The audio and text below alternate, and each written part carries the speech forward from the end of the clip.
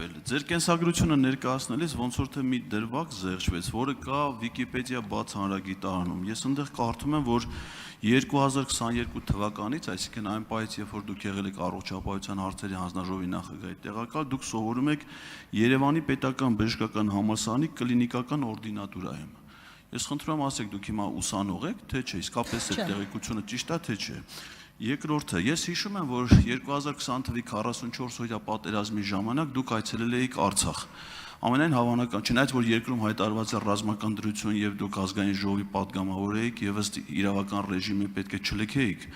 Երևանը, որովհետեւ ցանկացած պահի կարող էր ազգային ժողովը այլ որոշումներ կայացնել, բայց հավանաբար հայրենասիրական մեծ մղումներն էր ձեր տարել Արցախ հայրենիքը պաշտպանելու։ Հիմա երբ դուք ասում եք, որ արդեն խաղաղություն է հաստատվել, մտադիր եք խաղաղության պայմաններում նույնպես առաջիկայում այցելել Ստեփանակերտ։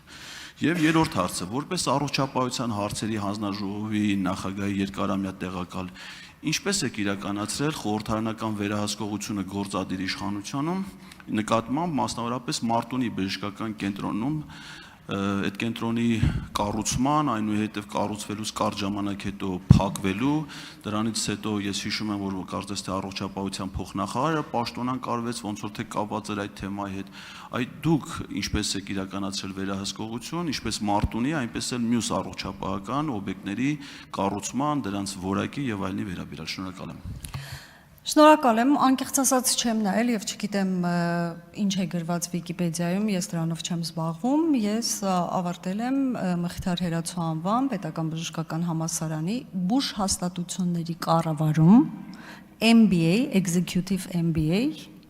մագիստրոսական ծրագիրը։ Օրդինատուրայում ես չեմ սովորել, որովհետեւ ես չունեմ բժշկական կրթություն ցավոք։ Սիրով կունենայի եւ կավարտեի օրդինատուրա, բայց դրա հնարավորությունը չեմ ունեցել։ Սա բուժ հաստատությունների կառավարում է, որտեղ բազային բժշկական կրթության կարիք չկա, բայց ոլորտում աշխատելու համար այն անհրաժեշտ է։ Սա է հարցով։ Ինչ վերաբերում է 2020 թվականին Արցախ մեկնելու համար, այսպես անցնելով ձեր հեգնանքի եւ կամահրանքի վրայով, այդ պահին ինձ չի հետաքրքրել ռազմական դրությունը, թե ոչ։ Այո, այս հարցում իհարկե հեգնում էիք, բայց հայրենասիրական մղումներով, որովհետև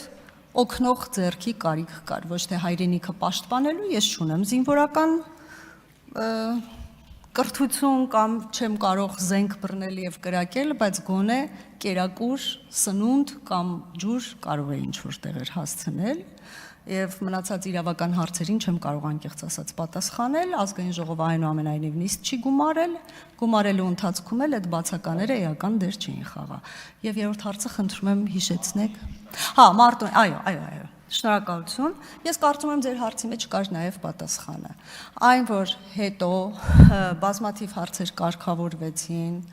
այն որ հետո բազմաթիվ գործող անձինք պատասխանատվություն կրեցին, բնավ չեմ խոսում առողջապահության փոխնախարարի մասին, որովհետև իմ թերևս ամենասիրելի փոխնախարարներից մեկն է եղել, ամենակիրթ, բարեկիրթ, ամենաարագ արձագանքող փոխնախարարը, որը շարունակում է մնալ իմ ընկերը եւ հրաշալի մասնագետ էր, ես կադրային քաղաքականության վերաբերյալ որևէ բան չեմ կարող ասել առողջապահության նախարարության, բայց այն որ բազմաթիվ հարցեր շտկվեցին, կարծում եմ, որ այդտեղ մեծ ներդրում ունի նաեւ խորհրդարանական վերահսկողությունը։ Արձագանք։ Ես ճիշտ ասած չհասկացա, թե դուք ինչի մտածեցիք, որ ձեր հայրենասիրական մղումների մասին իմ պատկերացումները պետքա հեգնանքի տիրույթում ընկալվի,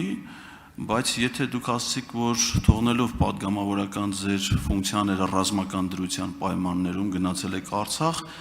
առաջնագծին ոնց որ հասկացա սննդամթերք եւ այլ դեղորայք եւ այլ մատակարարումներ իրականացնելու համար, որ